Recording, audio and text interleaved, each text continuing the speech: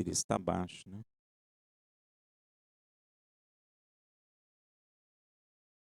Essa é a 50ª porção semanal desse ano de 5.785. Essa paraxá vai de Devarim 21:10 a 25:19. A Haftará é Isaías lindo, 54, de 1 a 10. E a porção do Berit Hadashá é João 12, de 1 a 50. É essa porção que vamos comentar hoje, né? Então, essa porção lá de João, uma delas, porque ela tem várias partes, nos coloca no meio da festa de Pessa. E diz assim lá em João 12, de 20 a 21.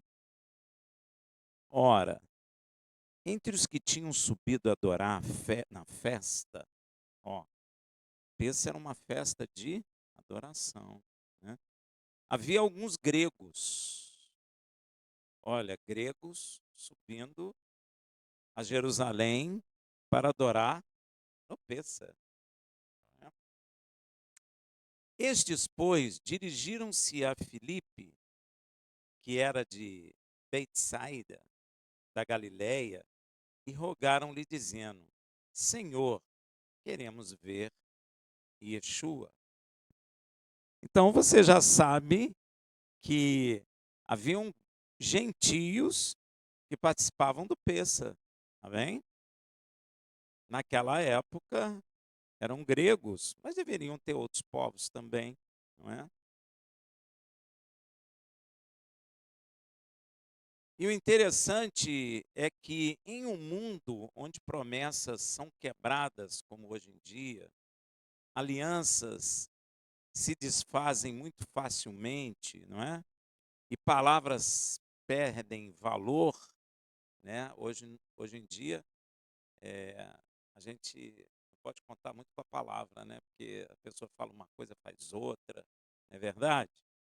Não é? Alianças se desfazem, casamentos que são alianças se desfazem com muita facilidade, às vezes, porque um está zangado, o outro não está, porque um quer carro, o outro não quer, porque um trabalha ganha mais que o outro, e aí vai, não é verdade? Então, são alianças que são quebradas com muita facilidade. A fidelidade de Hashem, não é? Permanece como uma rocha firme, imutável e eterna. Então, a fidelidade do nosso Pai Celestial não tem nada a ver com a situação que nós estamos vivendo hoje, porque a infidelidade se generalizou, não é? Você hoje não confia na palavra de alguém. Alguém fala uma coisa para você, você não sabe se aquela pessoa vai fazer verdadeiramente aquilo que ela falou. Eu acho que nenhum de nós confia mais na palavra de uma pessoa. Aquelas pessoas que viveram, sei lá, uns 50 anos atrás, ou até mais, né? Sei lá, uns 100 anos atrás, a palavra era considerada. Às vezes a pessoa falava uma coisa, até para prejuízo próprio, ela cumpria aquilo. Então as pessoas tinham confiança naquilo que uma pessoa falava, né? Agora, a palavra não está valendo mais nada. Nós estamos numa época de infidelidade, de alianças quebradas, né? Mas ainda que o homem e a sociedade esteja dessa maneira, a fidelidade de Deus é eterna, é imutável. Deus não é moldado pela sociedade humana, amém? Deus está acima dos homens, então ele não muda. Ele não muda com as estações, não se curva às circunstâncias, não se esquece dos que confiam em seu nome, jamais. Eu posso afirmar uma coisa para você com segurança: jamais Deus te esquecerá, jamais. Você pode até ser infiel com Ele, mas Ele não esquece você, porque Ele jamais é infiel.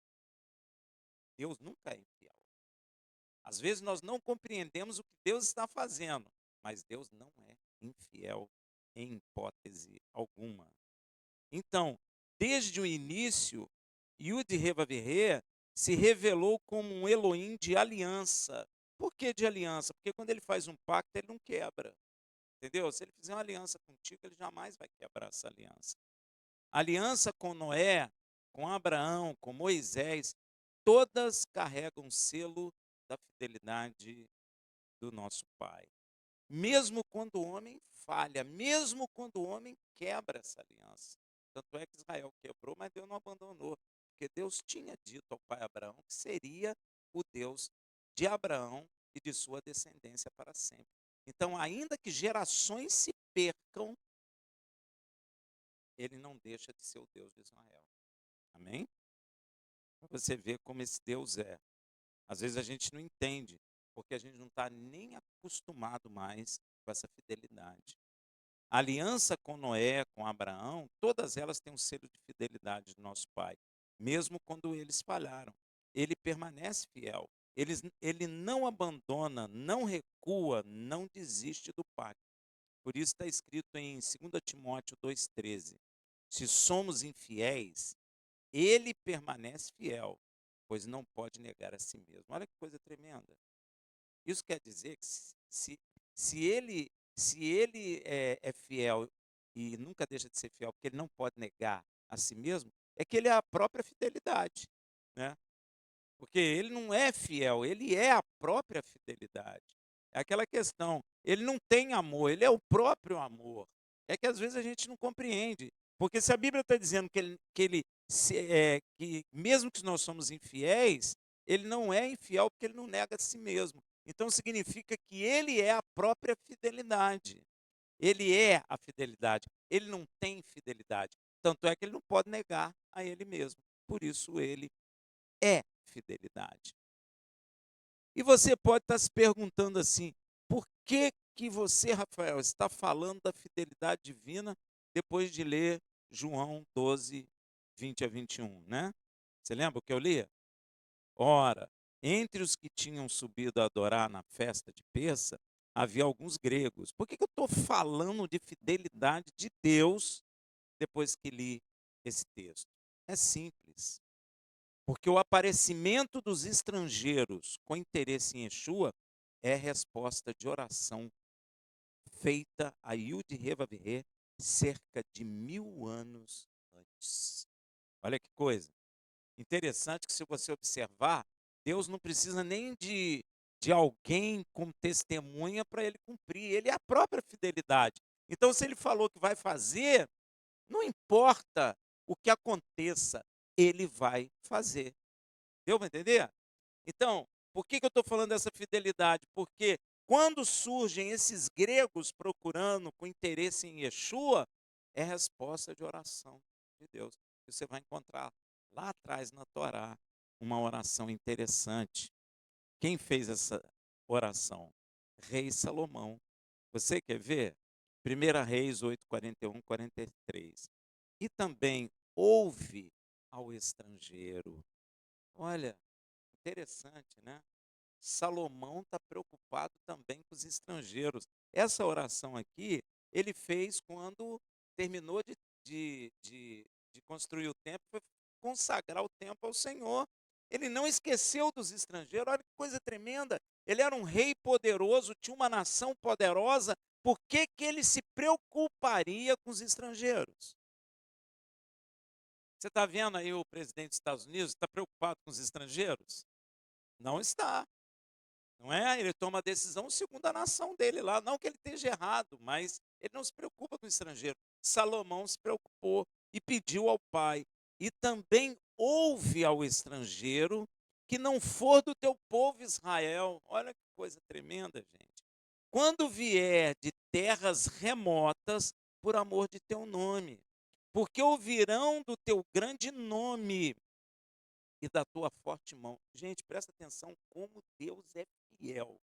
Olha como Deus é fiel. Olha o que que Salomão está falando. Ouve ao estrangeiro quando ele vier de terras remotas. Olha que coisa interessante. Lembra deles quando eles ouvirem o teu nome e vierem aqui na terra de Canaã. E aonde está Yeshua? Terra de Canaã. E aonde estão os gregos? Terra de Canaã. Você está entendendo, meu irmão? Deus não foi lá na Grécia para cumprir a promessa, a oração feita por Salomão.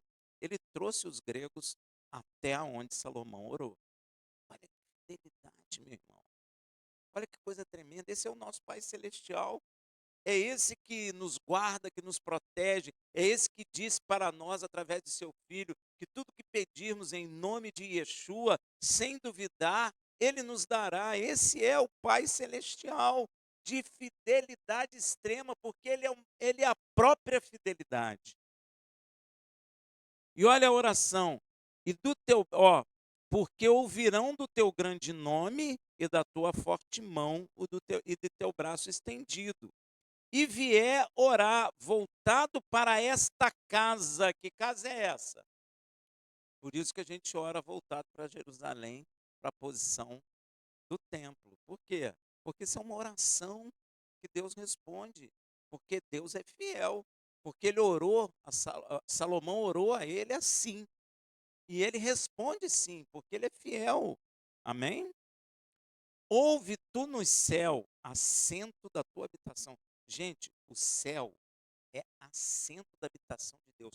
Não é a habitação de Deus, é assento da habitação de Deus. Então a habitação de Deus está acima dos céus. Deu para entender? Porque o céu é a estrutura da habitação divina. Olha que coisa, tem que prestar atenção. E faze conforme a tudo que o estrangeiro a ti clamar. Hein, estrangeiro? Você está clamando? Pois é, olha o que ele pediu. Faça ao estrangeiro aquilo que ele está clamando a ti, porque ele veio de terras de longe, porque ele ouviu falar do teu poder, do teu braço forte, da tua graça, da tua misericórdia, então ele veio até aqui. E quando ele estiver orando aqui nesse tempo, ouve a oração dele. E, e faz a vontade do estrangeiro, a fim de que todos os povos da terra conheçam o teu nome, para te temerem como teu povo Israel, e para saberem que o teu nome é invocado sobre esta casa que tenho edificado. Por isso que eu falei, quando construíram aqui em São Paulo, dizendo que era o templo do Senhor, isso é maldição, viu, gente? Vai lá não, porque isso é maldição. A coisa é lá, é em Jerusalém mesmo. E lá será reconstruído o templo, porque Yeshua falou que a casa de Deus será conhecida como casa de oração para todos os povos. Ele falou será conhecida, ainda não foi. Um dia será e vai se cumprir para a glória de Deus. Amém? Então, Salomão orou, mas a respeito dos estrangeiros, não houve uma resposta imediata. E nós, igreja, estamos mal acostumados, não estamos? Porque nós vivemos numa sociedade imediatista. Tudo nós queremos hoje, tudo nós queremos agora, tudo tem uma urgência imediata. Só que Deus não é assim. Deu para entender? Deus não é assim. Salomão falou dos estrangeiros, orou, mas Deus não respondeu imediatamente. Não, o dia vai chegar um grego aqui, você vai ver, eu vou abençoá-los, etc, etc. Ele não falou isso. Deu para entender? Há momento em que oramos com fervor, com lágrima nos olhos e esperança no coração. Clamamos, pedimos e suplicamos. Então, o silêncio. Tem ou não tem? E aí a gente entra em Deus não falou comigo, Deus não quer nada comigo, Deus não vai responder, Ele tem que me responder hoje. Ele tem. Você sabe que eu entrei nessa e fiquei orando aqui em casa, Senhor, tu tem que fazer isso, você tem que fazer aquilo. O Senhor falou assim para mim, Rafael, eu falo quando eu quero. Acabou com a história. E é verdade, eu na hora pensei assim, Senhor, você está certo. Porque se o Senhor falasse quando eu quero, quem era Deus sou eu, não o Senhor. Então eu estou invertendo as coisas. E a gente tem essa tendência, tu vai responder sim. Não, Deus responde quando quer, Ele é rei, Senhor. Ele é que governa todas as coisas. Se você chegar lá em Brasília e falar assim, eu vou falar com o presidente hoje, ele tem que falar comigo, ele vai falar? E ele é homem, meu irmão. Então imagina o Criador e seu filho, não é verdade? Então, ele fala quando quer. Mas o fato de você orar, o fato de você clamar, o fato de você, e nós temos um péssimo hábito, de dizer a nossa oração não subiu, não passou do teto, né? Nós temos esses, é, esses negócios, céu de bronze, etc, etc. Não significa que Deus não te ouviu e não significa que Deus não está operando na tua vida naquele momento. Ele pode te revelar ou pode não te revelar. Deu para entender? Não pensa você, quando antes de você conhecer o Senhor no céu já estava falando do teu nome. E pode ter certeza, está falando do teu nome com os anjos, ó. Tá vendo aquela pessoa lá, aquele cabeçudinho lá? Eu vou salvá-lo. Senhor, quando? Os anjos ficam felizes. Quando? Ó, dia tal vai acontecer isso, assim, assim, eu vou salvá-lo. Já está marcado. Mas você não está vendo. Você não está vendo. Você não está vendo movimento nenhum. Você não imagina nada disso. Mas Ele está com os olhos sobre cada um de nós. Então, há momentos em que nós oramos com fervor, com lágrima nos olhos, cantamos louvores, bonito, cheio de esperança, clamamos, pedimos e suplicamos. Então vem apenas o silêncio. Nenhuma resposta, nenhum sinal, nenhuma mudança aparente. Você acha que quando Paulo estava passando um sufoco lá no meio do mar, quase afundando, Deus falou com ele? Falou ali. Mas tem lugar que Deus não falou com Paulo. Quando a serpente picou ele, Deus falou: Eis que eu não vou deixar você morrer. Não falou. E por que uma serpente picou ele? O pessoal ficou assim: pô, esse cara é maldito, saiu de um naufrágio, agora vai morrer picado por uma serpente. Ele simplesmente fez isso aqui, a serpente queimou no fogo e ele não morreu. Ficou todo mundo olhando para ele assim: ele vai morrer, ele vai morrer. Ele não morreu, não é? Mas Deus falou alguma coisa com ele ali? Não. Mas ele tem fé. Ele sabe que o Senhor tem guardado ele. Porque se Deus falasse toda hora com a gente, cadê a fé? Não precisa de fé, gente. Se Deus fala toda hora comigo, beleza, bota a mão no bolso e pronto. Mas não é assim que Deus trabalha. Quando Yeshua ressuscitou, ele aparece para os discípulos de Emaús, lembra disso? Ele tem um diálogo, até quando eles compreendem que ele está ali vivo, ele desaparece. Por quê? Porque ele está estimulando a fé, porque sem fé, homem nenhum agrada a Deus. É necessário exercitar a fé, é necessário ter fé, porque na hora que a gente está aqui batendo palma, glorificando o Senhor, ter fé é fácil, mas na hora que você está lá na vida, num, sei lá, num vale da sombra da morte, num desespero, aí é que você tem que ter fé, meu irmão. É aí que o Senhor quer que você tenha fé, entende? Na solidão, aí que o Senhor quer que você tenha fé, não tem ninguém do teu lado. Você liga e ninguém te responde, ninguém se lembra de você, e você começa, ó vida, ó céus, né? Cadê aquelas pessoas que oravam por você? Ninguém te procura, ninguém liga para você.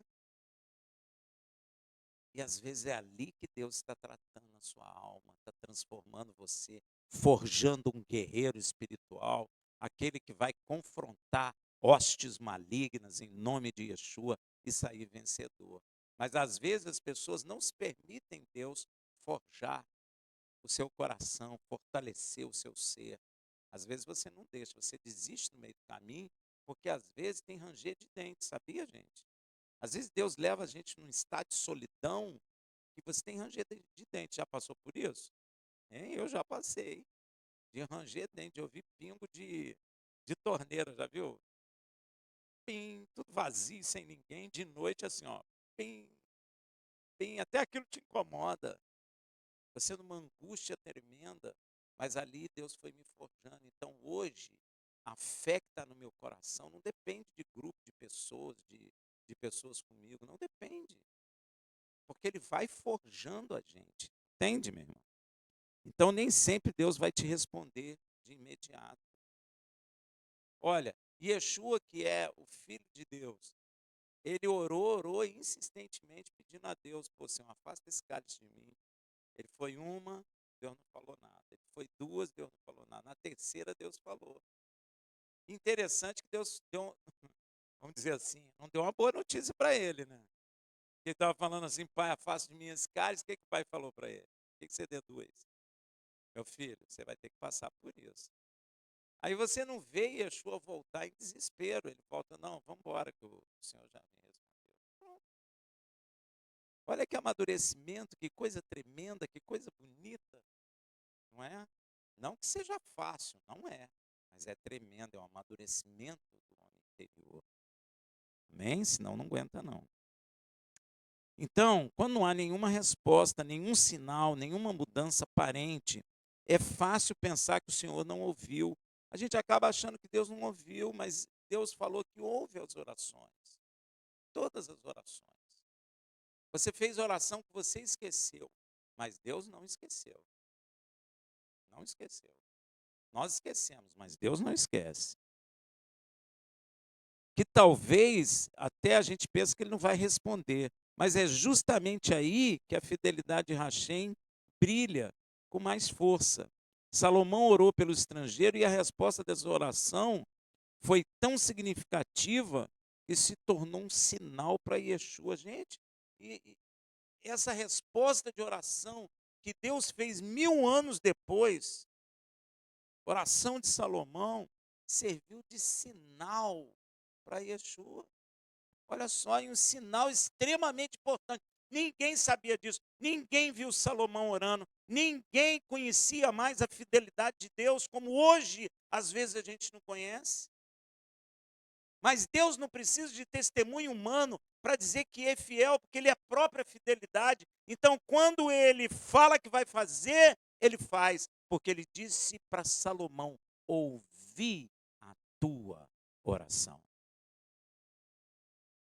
Ele ouviu.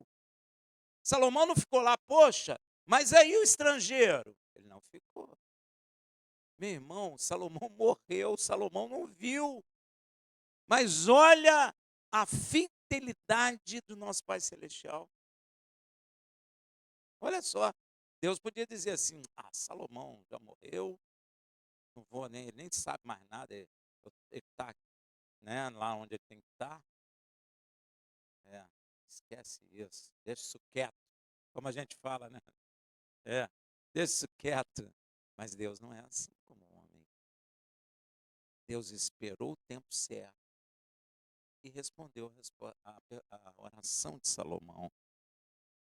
Ah, Rafael, mas Deus vai demorar 1000 anos para responder minha oração? Não, não é oração pessoal. Isso aqui foi uma oração, meu irmão, que ele fez por amor aos povos. Sabe o que é isso? Às vezes a gente não tem amor aos povos. A gente ora pelos crentes lá da Coreia do Norte. A gente nem ora, estão passando nosso fogo lá, morre, o pessoal mata, um entrega o outro. Ó, esse cara tem Bíblia em casa. A polícia vai lá, pega o cara, desgraça a família toda. Bota o cara para trabalhar 9, 10 anos, sem quase 5 mil, morre trabalhando. Bota mulher, mãe, pai, filho, todo mundo trabalhando pesado. Perde casa, perde tudo. Nós não estamos orando por isso, mas Salomão orou pelos povos. Você vai na África. Quem é cristão na África sofre. E, no entanto, a gente não ora, mas Salomão orou por nós. Não é? Deus não se esqueceu. A fidelidade de Deus é impressionante, gente. A confirmação de que o momento de sua entrega e morte havia chegado. Essa resposta de oração serviu de sinal para Yeshua, gente. Olha lá em João 12, 22 a 23. Filipe foi dizê-lo a André. Então André e Filipe disseram a Yeshua. E Yeshua lhes respondeu dizendo: por que Yeshua não falou assim, traz os gregos aqui? Por que ele não falou isso? Olha o que ele fala. É chegada a hora em que o Filho do Homem há de ser glorificado. Ó, a resposta de oração de Salomão é o sinal de que chegou o momento de Yeshua ser morto. Deu para entender? Deus, ele é tremendamente fiel. Ele esperou o grego escutar, o gentio escutar sobre salvação. e a ponto de ir a Israel conhecer aquele rapaz. Quando aconteceu isso, Yeshua falou: ó, o Senhor já respondeu o clamor de Salomão. Então chegou a minha hora, porque agora ele vai cumprir aquilo que Salomão pediu. Lembra-te do estrangeiro, Senhor. Não esquece deles, não. Quando eles ouvirem do teu poder, da sua força, da sua misericórdia, atende a eles. Eles saíram da Grécia e foram até Canaã adorar no Pêssego. Ou seja, eles ouviram do poder, da glória, do braço forte do Deus de Israel. E quando eles chegaram lá, era a resposta de oração. Deus esperou o grego chegar. Olha que coisa tremenda, meu irmão. Às vezes você fez uma oração, você não está vendo nada. Nada, nem um vento. Mas não significa que Deus não está operando. Não significa que Deus não está trabalhando para que você receba aquilo que você clamou a Ele. Porque Deus é extremamente fiel, meu irmão. Eu acho que a fidelidade de Deus é tão profunda que nós não entendemos. Porque eu já ouvi gente falando assim, gente, Deus é muito paciente. Israel peca, Deus perdoa. Israel peca, já ouvi isso. Ou seja, não compreendo a fidelidade de Deus. Porque se ele prometeu ao pai Abraão que seria Deus de toda a descendência dele, então Deus vai ser Deus de toda a descendência de Israel. Ainda que gerações se percam, como a geração no deserto se perdeu. Mas ele não esperou, olha como Deus é. Ele não esperou aquela geração morrer e a outra surgir para cumprir o que ele falou a Abraão: darei a ti e a sua descendência essa terra. Não tem jeito de descumprir. Ainda que perca uma geração, 2 gerações, 3 gerações, 4 gerações, ele vai esperar até levantar uma geração que possa receber a promessa que ele fez ao pai Abraão. Não importa. Não importa. Amém? Yeshua aguardava atentamente pela resposta do Pai. Quando viu o cumprimento da oração de Salomão, um sinal discreto, mas carregado de poder. Ninguém sabia disso, sabia? Filipe é judeu, não sabia. Tiago é judeu, não sabia. Ninguém sabia. Só Yeshua. Na hora que Deus responder a oração de Salomão, chegou a minha hora. Deus deve ter falado para ele, né? Meu filho, quando eu responder a oração de Salomão, chegou a sua hora. Tanto é que é isso que ele responde, ó. É chegada a hora em que o Filho do Homem há de ser glorificado. Ele estava aguardando atentamente por essa resposta do Pai. Quando viu o cumprimento da oração de Salomão, um sinal discreto, mas carregado de poder, ele reconheceu que o tempo havia chegado. Não houve trovões, nem manifestações grandiosas, apenas uma confirmação silenciosa, suficiente para que ele se entregasse. Ó, deve ter sido uma senha, né? Olha, meu filho, quando eu responder a oração de Salomão, está na hora de você se deixar ser morto pelos ímpios. Sua vida foi entregue de forma plena e confiante ao Pai, porque ele sabia que o Pai está sob o controle de todas as coisas, inclusive da história humana. Então, com firmeza, serenidade, declarou: chegou a hora. Tremendo, né? Muito tranquilo. E complementa lá em João 12:24, em verdade vos digo, se o grão do trigo caindo na terra não morrer, fica ele só, mas se morrer, dá muito fruto. Ele está falando o quê? Da morte dele. Yeshua está falando de si mesmo. Foi através da entrega de Yeshua como grão que cai e morre que a vida eterna floresceu para muitos. Sua morte não foi uma derrota, mas semente de redenção e vida eterna. E fala de nós também, pois isso vai acontecer igualmente em nós. Quer ver? 1 Coríntios 15, de 34 a 38. Vigiai justamente e não pequeis, porque alguns ainda não têm o conhecimento de Yud Reva Virê. Olha aí, ó, o que está acontecendo com a igreja hoje. Tem conhecimento de Yud Reva Virê? Não. Tem conhecimento do filho? Tem, mas não tem de Yud Reva Virê. Israel tem conhecimento, mais ou menos, de Yud Reva Virê, mas não tem do filho. Olha que coisa. Digo para vergonha vossa. Aí, ó.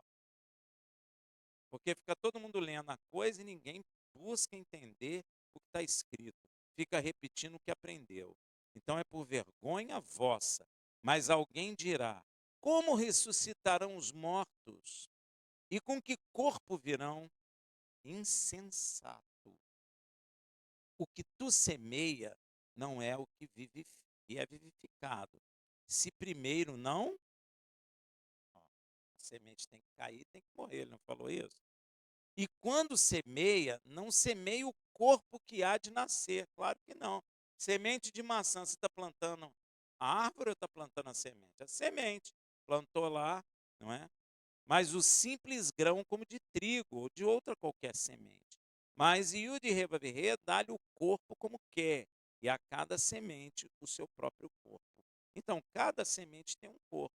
Então, para você entender, Yeshua, ele morreu como trigo e ressurgiu para nunca mais morrer. Nós também morreremos e surgiremos com o corpo glorificado e nunca mais morreremos. Amém? Rafael, mas o que ele quer dizer com isso? Ele quer dizer que a gente morre com esse corpo corruptível e surgiremos com um corpo incorruptível, segundo a vontade de Yud Reva Virê, o nosso Pai Celestial. E Yeshua continua em João 12, 25. Quem ama a sua vida, perdê-la-á. E quem neste mundo odeia a sua vida, guardá-la-á para a vida eterna. Gente, você já viu pregação sobre isso? Hein? Já viu? Pois é, você nota que a igreja não fala sobre isso. Quem ama a sua vida, perdê-la-á. E quem neste mundo odeia a sua vida, guardá-la-á para a vida eterna. Isso é uma fala chocante. É ou não é? Duro esse discurso. Quer dizer, quer dizer, se eu amo a vida, eu vou perdê-la. Ó. E quem neste mundo odeia a sua vida, despreza guardá-la para a vida.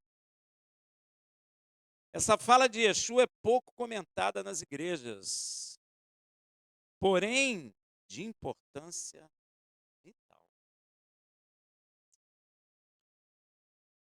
Presta atenção, essa não é uma chamada para que você despreze a existência. Parece, mas não é.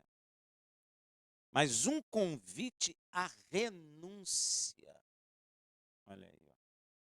Yeshua está nos ensinando que a vida verdadeira não se encontra na busca desenfreada por conforto, sucesso, segurança pessoal, mas na entrega radical à vontade de Yud Reva Virê. Você nota que Yeshua falou: eu não vim fazer a minha vontade, mas a vontade do Pai que está no céu. Amar a vida neste mundo, no sentido em que Yeshua usa, é viver centrado em si mesmo, em projetos pessoais de busca de sucesso profissional, buscando agradar ao homem e agarrado nos próprios desejos, medos, ambições e riquezas terrenas. Não é assim que o homem natural vive? É ou não é? Pois é. É construir castelos sobre a areia, isso. esperando que durem para sempre essas coisas, mas elas não durarão. Você pode ser o homem mais rico da terra, você pode ter tudo que o dinheiro pode comprar, mas eu digo para você, um dia isso vai acabar. Pode demorar 50 anos, 200, mas vai acabar. E quando acabar, o que você vai fazer? Faraó eram reis riquíssimos. Só a máscara mortuária de Tutancâmon é ouro maciço. Eles eram poderosos e ricos. Por isso colocaram. Gente, eu não lembro, mas eu fui ver o valor da riqueza que acharam no túmulo de Tutancâmon, tornaria o ser humano trilionário, cara, se pegasse a riqueza dele. E na realidade, Tutancâmon levou alguma coisa? E agora, como é que ele está? Você sabe? Hein? Deve estar mal, hein? E muito mal. Não pensa você que somos diferentes. Eu posso ser o homem mais rico da terra, mas na hora em que eu partir dessa terra, eu não vou levar nada. Nós não levamos nada. Tudo que é terreno é passageiro, tudo, tudo. Não existe nada que não seja passageiro. Quero saber se você lembra, há 10 anos atrás, aquela roupa tão bonita que você comprou, caríssima na loja. Você nem lembra dela. Mas você sabe que nós já fizemos isso, já ou não já? Poxa, estou com essa calça, pô, muito maneira, bonitona. Cadê ela? Às vezes ela já nem é mais pano de chão, que nem para pano de chão ela serve mais. Eu estou falando de roupa, mas tem também dinheiro, tem carros, casas, tem muita coisa. Às vezes casões imensos, como construíram, casa com 22 quartos, não sei quantos banheiros, morreram e ficou aí. E ninguém quer vender, mas os parentes nem querem. Então, meu irmão, tudo terreno é passageiro. Tudo que você está vendo vai acabar. Você sabe que um dia eu estava meditando isso, eu estava no centro do Rio, olhei aqueles prédios, falei, meu Deus, isso tudo vai cair. Parece insólido, parece irreal, mas vai cair. Vai cair um dia, vai sacudir, vai cair tudo. E são prédios bonitos, imponentes, né? Aqueles prédios em Ipanema, ou aquelas ruas, tudo vai acabar.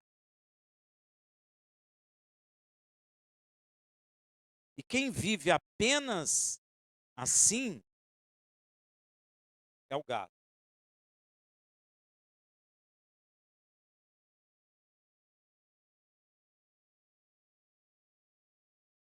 E quem vive apenas assim acaba perdendo o que é mais importante, a vida.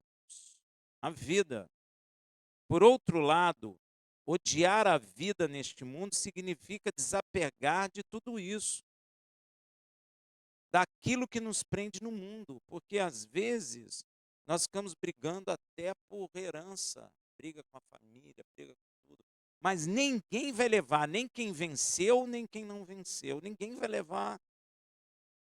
Você pode brigar, ganhar tudo na justiça.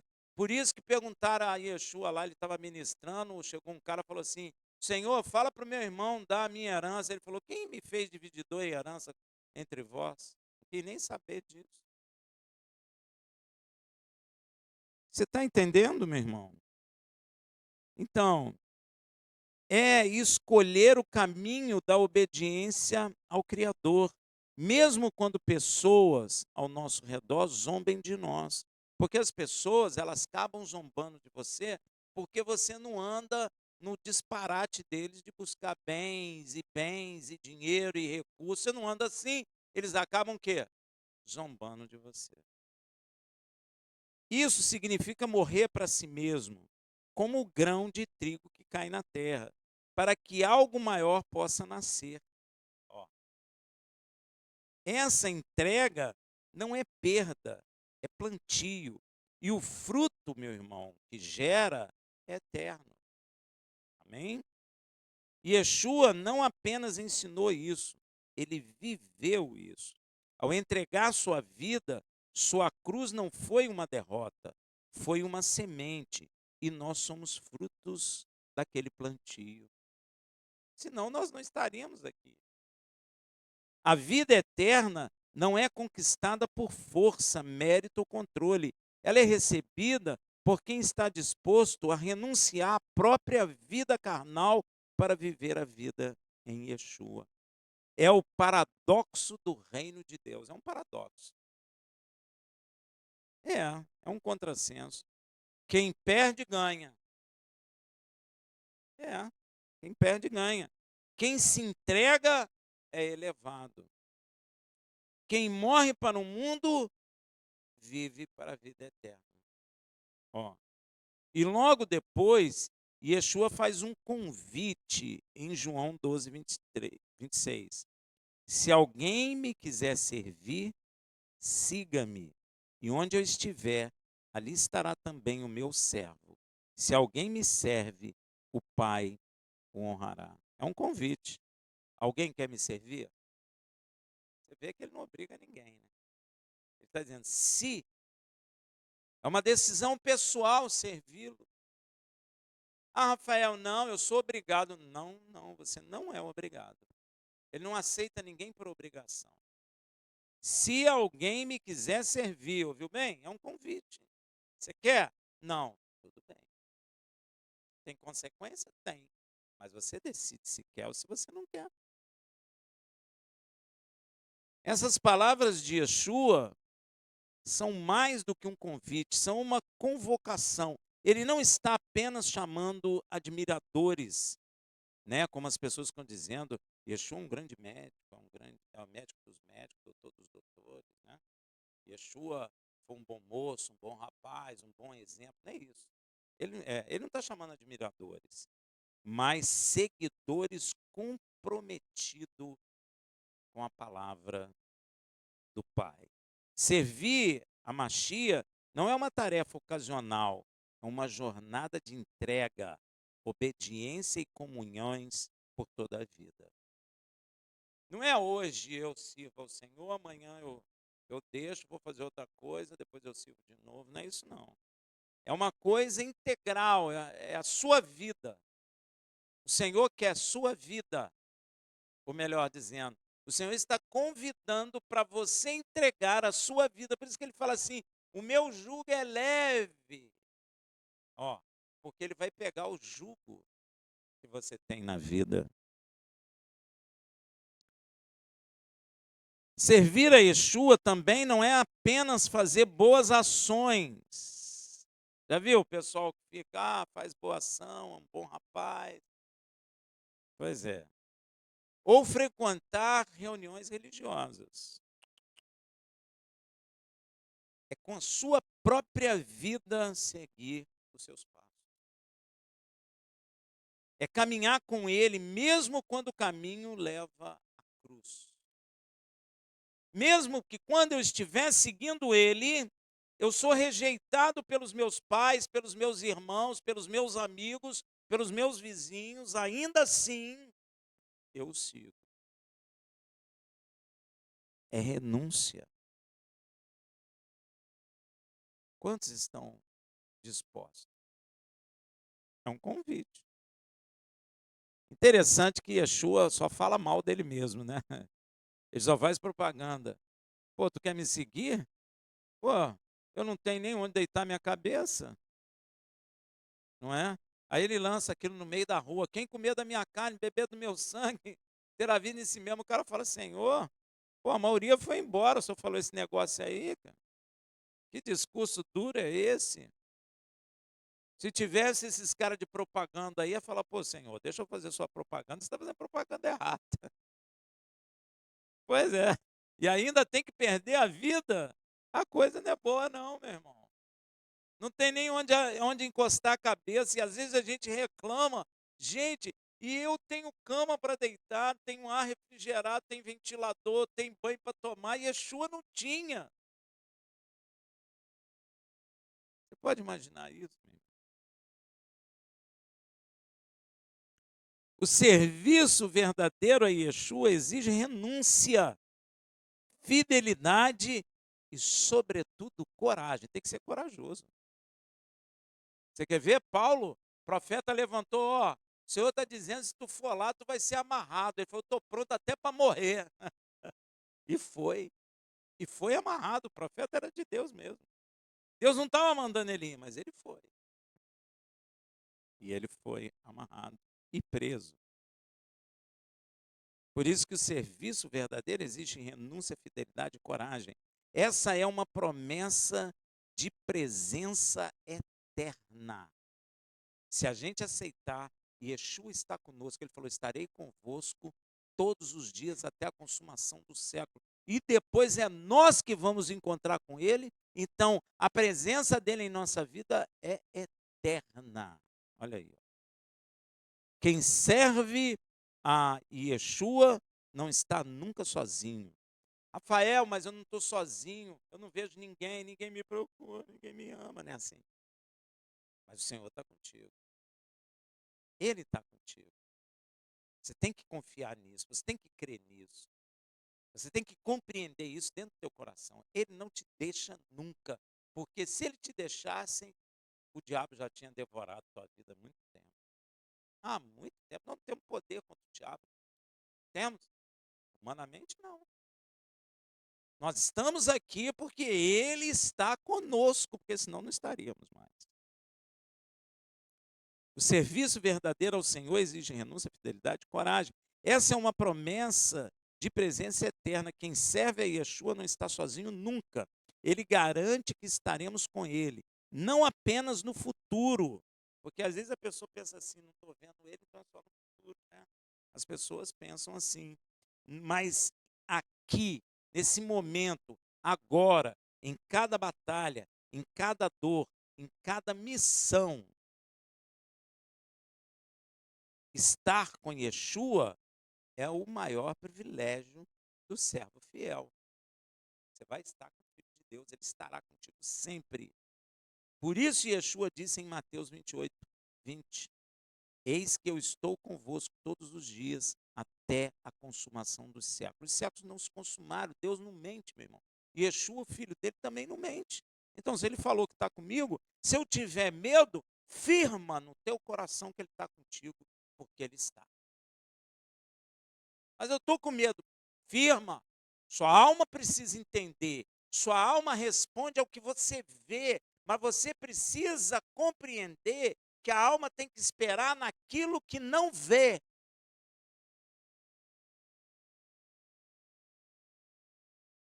Pois é. Você não sabe o que está em volta de você? Na hora que é necessário, talvez Deus deixe alguém ver. Tem um caso de um testemunho de uma senhora interessante. O traficante chegou, morro aí do Rio, chegou para ela, crente, chegou para ela e falou assim, olha, se a senhora não tem marido nenhum, mora sozinha aí, a senhora pode ir embora. Não, minha. Ela falou, eles perguntaram para ela se ela vivia sozinha. Ela falou, não tenho marido. Como ela era idosa, eles queriam tomar a casa, mas eles deixaram. Aí um dia bateram na porta assim, a senhora é mentirosa. Ela falou, por quê? Nós viemos matar a senhora. Por quê? A senhora falou que não tinha marido nenhum. Está todo mundo vendo a senhora entrar aí com um homem muito alto. Quem é esse homem? É verdade, pode procurar na internet. Aí ela percebeu. E ela falou de Jesus para eles. E segundo ela fala, alguns se converteram. Eles viram, Deus deixou eles verem. Ela entrava e saía da comunidade com um homem. E eles estavam vigiando ela. Era um anjo do Senhor. Pois é. Então, meu irmão, ninguém toca, porque o anjo não tem poder. Deus deu ordem para o anjo segui-la. o anjo segue e guarda. Se precisar, o anjo passa a espada e mata. Não precisou. Igual Balaão. O anjo falou para ele: se tu passasse aqui, eu ia matar você. Não falou? Pois é. Então, e no futuro também, nós é que encontraremos com ele nas nuvens para estarmos junto dele para sempre. Veja em 1 Tessalonicenses 4,17. Depois nós, os que ficarmos vivos, seremos arrebatados juntamente com eles nas nuvens, ao encontro com o Senhor nos ares, e assim estaremos para sempre com Yeshua. Primeiro é ele que está conosco, depois somos nós que estaremos com ele. Deu para entender como é que é o processo? Eu tenho que entender que ele está aqui. Rafael, isso não é fantasia? Não. Ele não falou que estaria. Deus não disse haja luz, não houve luz. O Filho de Deus falou: estarei convosco até a consumação do século. Então ele está. Depois dele estar conosco, é nós que encontraremos com ele fisicamente nos ares e iremos para Jerusalém. Rafael, isso é fantástico. Isso é fantasia? Não, isso é fato. Isso vai acontecer. E nós precisamos aprender essas coisas. Precisamos ler essas coisas, precisamos meditar nelas, porque você precisa sair daqui crendo que o Senhor está contigo todos os dias até a consumação dos séculos. Ele não é mentiroso. Se ele falou que está, é porque ele está. Rafael, eu não estou vendo. Deixa de ser tolo. Nem tudo você está vendo. Eu vou dizer uma coisa, eu estou vendo o que está nas minhas costas, mas existe, não existe? E eu não estou vendo. Não significa que eu não estou vendo, não existe. Isso é que o diabo quer. Eu não vejo, então não existe. Amém? É isso que ele quer. Mas o Senhor está dizendo, você não vê, mas eu estou te guardando e estarei contigo até a consumação dos séculos e depois você se encontrará comigo nos ares. Para a glória do Criador. E mais, o Pai, Yud Revaverê, Yahweh, vai nos honrar. Agora, você já imaginou honraria do Criador? Você pode imaginar o que pode ser? Não tem como. Mas só que essas honrarias em que Ele nos der, porque servimos ao Seu Filho, serão eternas. Essa tu levará para você para sempre. Essa ninguém te tirará. Essa não envelhecerá. Porque essas serão eternas. Porque nós também seremos eternos. Shabbat Shalom. Você escolhe servir ou não servir o Filho do Deus vivo. Pode gozar das riquezas da terra, se quiser.